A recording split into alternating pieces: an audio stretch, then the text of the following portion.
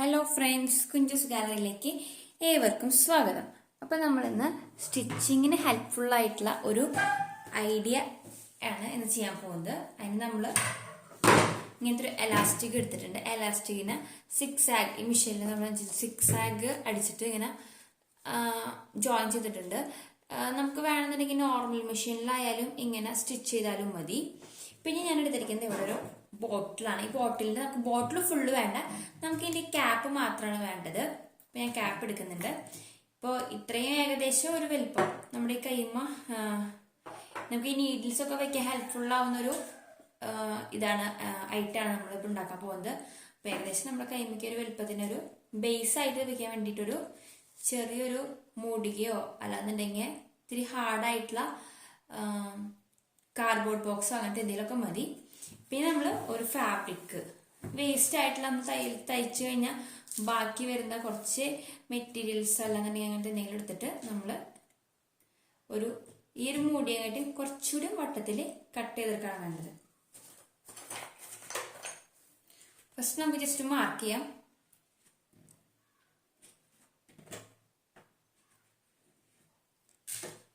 നമുക്ക് 2 സർക്കിൾ വേണം.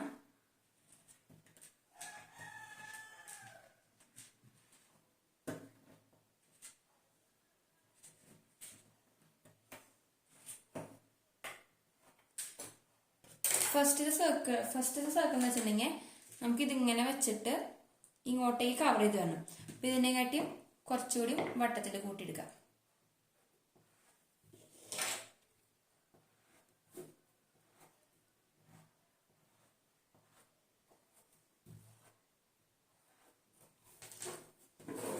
ഞാനിവിടെ സെന്റർ ഒന്ന് കട്ട് ചെയ്തിട്ട് ഇതേ സെയിം വലിപ്പം തന്നെ മതി നമുക്ക് ടോപ്പ് സൈഡിലേക്ക്.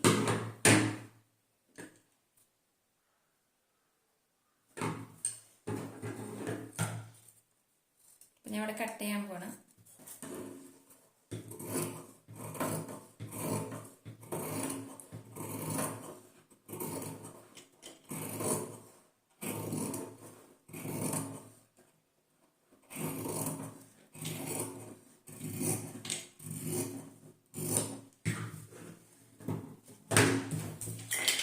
ഇത് 2 പീസാണ് വേണ്ടത്. ഇതിന് ശേഷം നമുക്ക് സൂചി നൂല് ഉപയോഗിച്ചിട്ട് ഇതിൻ്റെ എഡ്ജ് വശത്ത് കൂടെ ഒന്ന് ജസ്റ്റ് റണ്ണിങ് ഇട്ട് പോവാണ് വേണ്ടത്.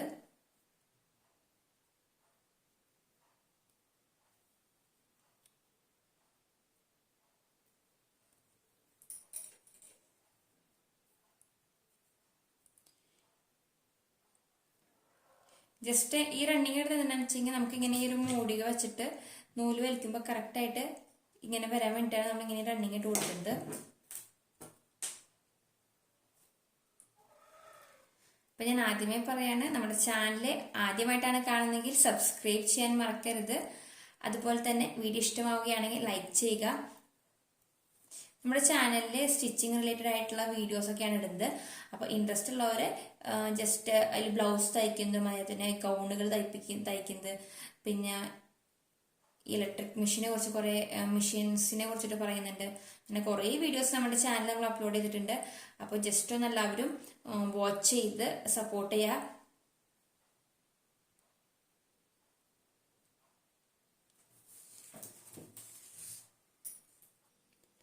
അപ്പോൾ ഇങ്ങനത്തെ 2 പാനൽ നമ്മൾ ചെയ്തെടുത്തിട്ടുണ്ട്. ഫസ്റ്റത്തെ പാനൽ നമ്മൾ ചെയ്യുന്നത് ഈ മൂടി ഇങ്ങനെ വെച്ചിട്ട് ഈ നൂല് വലിക്കുകയാണ് ചെയ്യുന്നത്. 2 നൂല് കൂടി ഒരുമിച്ച് കണ്ടോ ഇങ്ങനെ വലിക്കാം. അപ്പോൾ ഈ ഒരു മൂടിങ്ങനെ കവറായിട്ടുണ്ടാവും.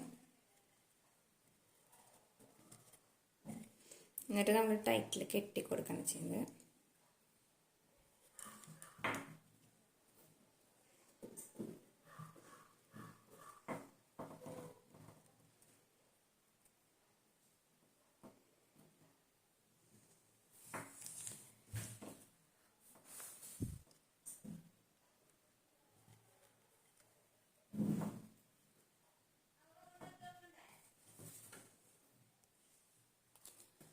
അടുത്ത സർക്കിൾ നമ്മൾ പതിയെ ഇങ്ങനെ ആക്കണം.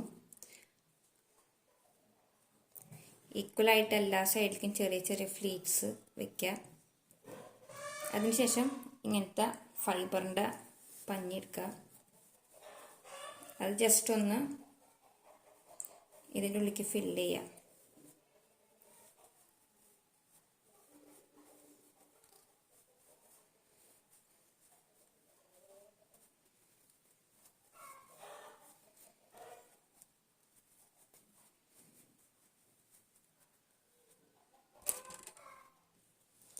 ഇത് ഞാനിങ്ങനെ ഫില്ല് ചെയ്ത് കൊടുത്തിട്ടുണ്ട്.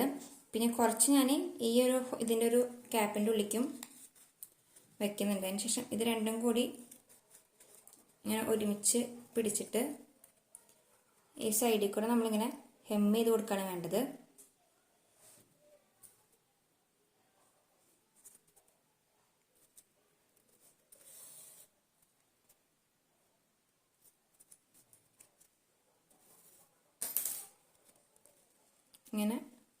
ഇങ്ങനെ ഹെം ചെയ്യാണ് വേണ്ടത്.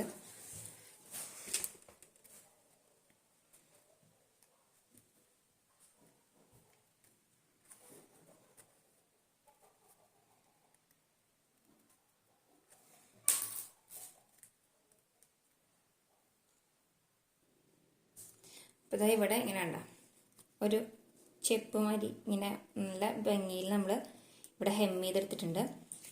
അടിവശത്ത് നമ്മൾ മൂടുകയാണ്. പിന്നെ നമ്മളിവിടെ ഓൾറെഡി എലാസ്റ്റിക് 6 ആക്ട് ചെയ്തിട്ട് വെച്ചിട്ടുണ്ട്. നോർമലി സാധാരണ മെഷീൻമ സ്റ്റിച്ച് ചെയ്താലും മതി. അപ്പോൾ നമ്മുടെ അടുത്ത് 6 ആക്ട് മെഷീനുള്ള കാരണം നമ്മളിവിടെ 6 ആക്ട് ചെയ്ത് കൊടുത്തു. ഇനി ഈ ഒരു പോർഷനിൽ ഇതിങ്ങനെ വെച്ച് കൊടുക്കുകയാണ് വേണ്ടത്.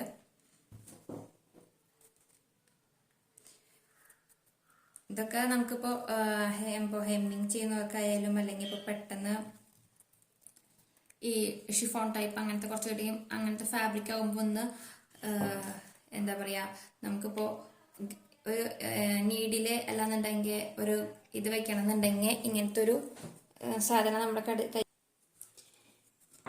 ഈ സാധനം ഇതിൻ്റെ സെൻറ്ററിൽ വെച്ചിട്ട് തുന്നി കൊടുക്കുകയാണ് ചെയ്യുന്നത്.